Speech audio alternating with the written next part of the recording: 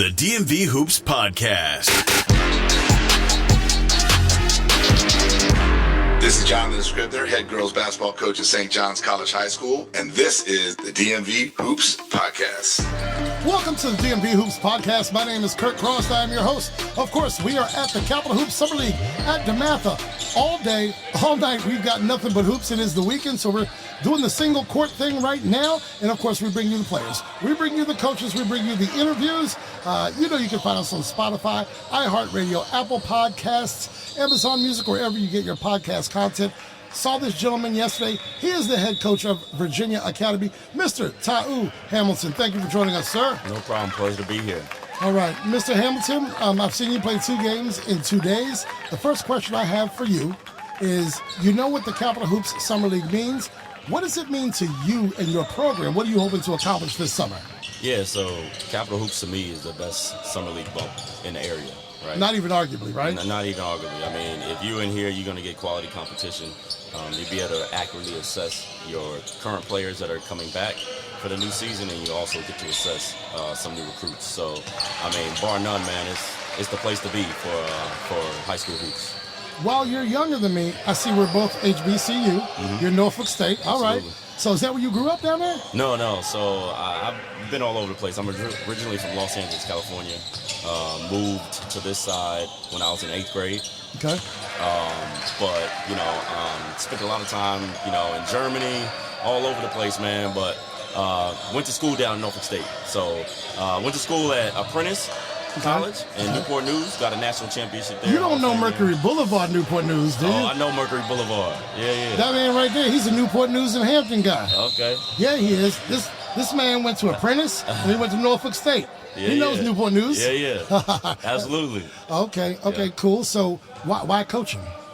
Well, I mean, as a player, I had success as a player. Okay. Championships, Hall of Fame awards. It's been a part of my blood ever since I was born. My uncle, Dino Smiley, is the owner and sole proprietor of Drew League in Los Angeles. Okay. All right. So ever since I, was, a thing, a person, an existence, right? I've had a ball in my hand. Had a little Dr. J hoop when I was 3 years old. No choice, huh? Yeah, no choice. So I played, and then after playing, I have such a deep-rooted love for the game that I wanted to get into coaching. So. Well, we have the same love. Now, I wasn't a player. Yeah. I'm not going to even claim to be that. But we have that same love. You come to Capital Hoops, the Summer League. You play out in the VISAA. Some of the competition you see here, you won't see out there, even though as a private school, you have some autonomy to build your own schedule. What does that schedule look like out there? What teams are you playing? Because I'm not as familiar with your league. Yeah, well, we're blessed to be a part of the Metro Private School Conference. Okay. So being in that conference, I mean, we play a lot of different teams for the Maryland, D.C. area, right. But we also stretch into some of the Virginia teams as well. So it's a great conference. We got a lot of competition. Right. And so, I always tell my players, it's important to have, a schedule and play the proper competition. So, we want to win games 100%, but we also want your tape, your highlight tape, your game tape to mean something.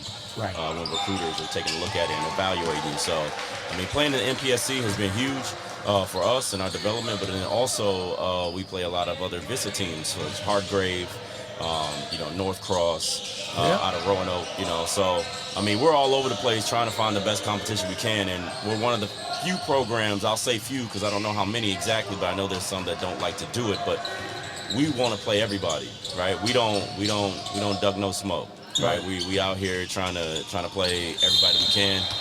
Win or lose, we're going to get better anyway. And iron sharpens iron. That's it. I mean, if you play Little Sisters of the Poor every Saturday, that's not going to get it done, it's right? not helping you.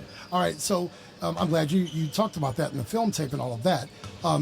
There's more to basketball than basketball. We got to develop young men, but we have to prepare them for when the ball does stop bouncing. And how important is that to you, and how do you implement that into what you do? It's extremely important, man. Basketball is just a vehicle for my mentorship, right? So I can get a lot of kids to listen to me because I know a little bit about basketball. Right. And so through that connection with that, I have a nonprofit called the Limitless Youth Foundation. Please talk about it. Yeah, so with that foundation, we're dedicated to helping young men, young people, young women as well, advance their lives outside of sports. We talk about mentorships, we talk about internships.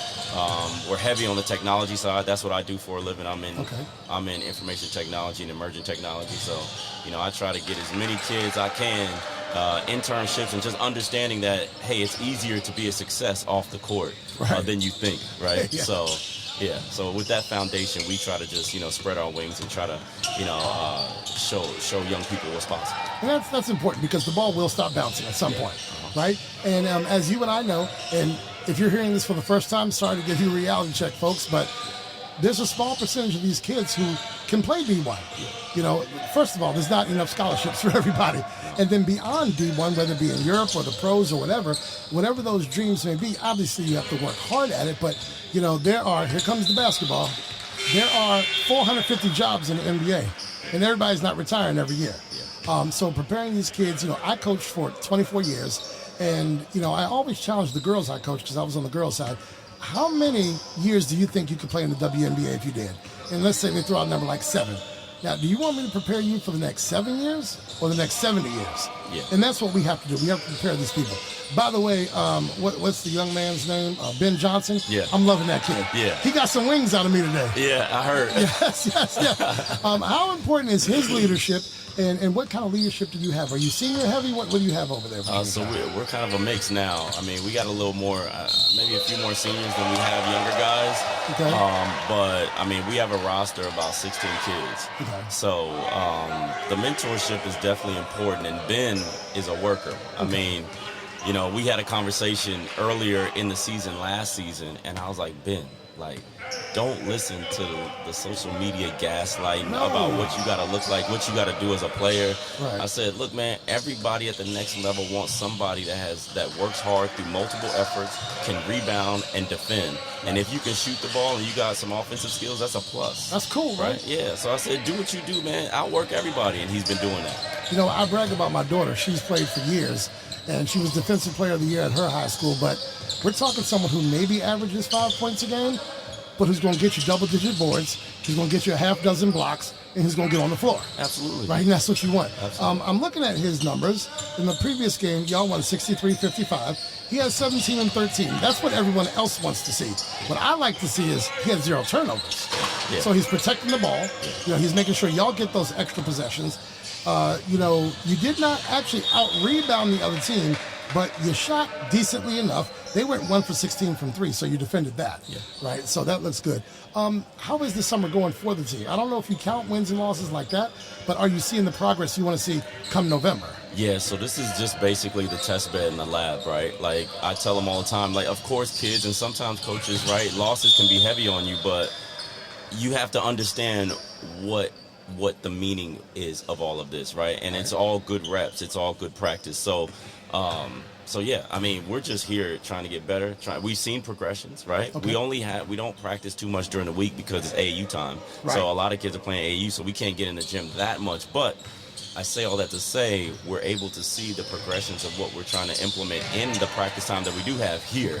And that's important because if we can get it off here, we can get it off anywhere. And let's get those mistakes out of the way, right? That's it. All right, here's a question. I will never put a coach on the hot seat, but how do you feel about the 25-26 season? I don't need first place. I don't need a championship. I don't need those predictions, but how are you feeling about it? I feel really confident. One of my favorite things to say is, we just keep putting one foot in front of the other, and we just keep drawing our path, right? So, I know I'm really excited about the kids we have joining this roster this year, but I'm also really excited for the future. I think, this was the first year Virginia Academy had our brand new gym, right? Okay. So $30 million facility, looks great. And next year I'm looking to really, increase the fanship and make a mark next year. Yeah, I saw your family yesterday. Wonderful family. I'm sure they support you. How much is your daughter loving watching you coach? Oh, she loves it, man. She wants to sit on the bench, and if I don't let her sit on the bench, or if I'm not answering her bench question fast enough during the summer league, she gets a little attitude because I'm focused on the game. You in trouble. I'm in trouble. So she loves being there, man. She plays. She loves to play. Good. I mean, she's an athlete, man. My wife played basketball. Okay. I played. My son, I'm actually coaching him. He's out there running around. Okay. So, it's a family business. Good stuff. Last question I have for you. We want to get through this, the summer league, live period, all of those good things. You've got the ear of our audience now. We don't have 10 million listeners, but we got thousands of listeners. Why should they find themselves in your $30 million facility come December? In what perspective? As a fan. As a fan. Why do they want to watch Virginia Academy basketball? Well, first of all, we make our experience, our fanship experience is as close as we can to the college experience. Okay. We got a t-shirt gun. We're gonna shoot shirts into the stands. All right. You might get a free shirt. Most games that we have, we don't really charge. So if you want to see good basketball, depending on who we're playing against, you can come in and do that. But at the end of the day, I mean, you get a chance to see the presentation of what a college facility, as close to a college facility as possible that we can get to. So kids in the audience that aspire to be at that level, they can see a taste of what that may look like. But then it's also a community enriching event. There's not much going on our side with that type of event. We have a lot of public schools, but not many private schools in that space. And definitely not any that have the same presentation, facility-wise, professional-wise, spiritual-wise, and also community enriching-wise. Are we going to get a concession stand? Am I going to get a hot dog? We got one. You got one? Okay. We got one. You always give me with a hot dog. You got hot dogs. I got you. I'm there. They can find you at VAA Boys Hoops. They can find you at TAU_HAMIL10. This is where you can find Tau Hamilton. He is the head coach of Virginia Academy. Anything you want to leave our listeners with, sir? No, I appreciate you, man. I'm happy to be here. And any of the athletes out there having a rough time or having a good time, just understand there's ebbs and flows to this thing, man. Stay locked in, stay positive. I love to hear it. We are the DMV Hoops Podcast. We are on Spotify, iHeartRadio, Apple Podcasts, Amazon Music. You can find us at DMV Hoops Podcast on all social media outlets. Coach, thanks for your time. I'll see you during the live period. I'll see you over the next several weeks anyway, right? Absolutely. We'll see you next time, folks. The DMV Hoops Podcast is hosted by Kurt Cross, featuring Adam Crain. Thanks for listening.